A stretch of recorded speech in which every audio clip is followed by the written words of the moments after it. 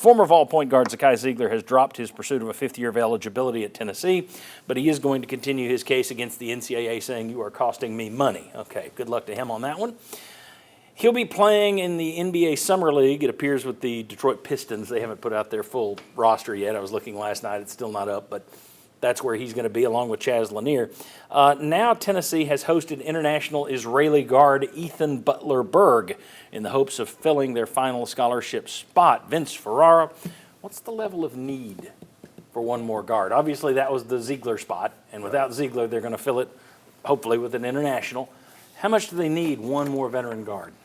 I don't think it's really high because of how much they've balanced the roster with 6 guards and 6 forwards right now, and how much they've improved the front court.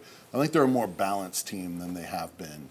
And so I do think Gillespie, and then you add the shooting, the defense that they have on the perimeter, I think they're going to be really good. Oh, by the way, you're going to now have a special player in Nate Ament that can be a mismatch for you, that you can play out the 3, help you out with some perimeter shooting.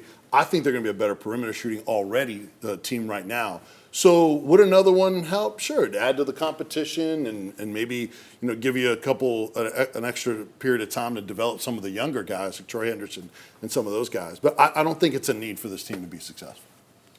Well, I think to match what Tennessee's done the last couple of years, it could be pretty high. And that's with the unknown of what kind of development do we see out of Bishop Boswell. If he can play at a much higher level, that helps the backcourt out a lot. But having to replace Lanier and then the scoring off the bench from Jordan Gainey, those are 2 big pieces in the backcourt. Obviously, what Zeigler has to do, I think Gillespie's a perfect replacement for having to replace Zakai Zeigler. But I still have a question about how consistent they'll be shooting on the perimeter. Yeah. And we can ask that about a lot of college basketball teams.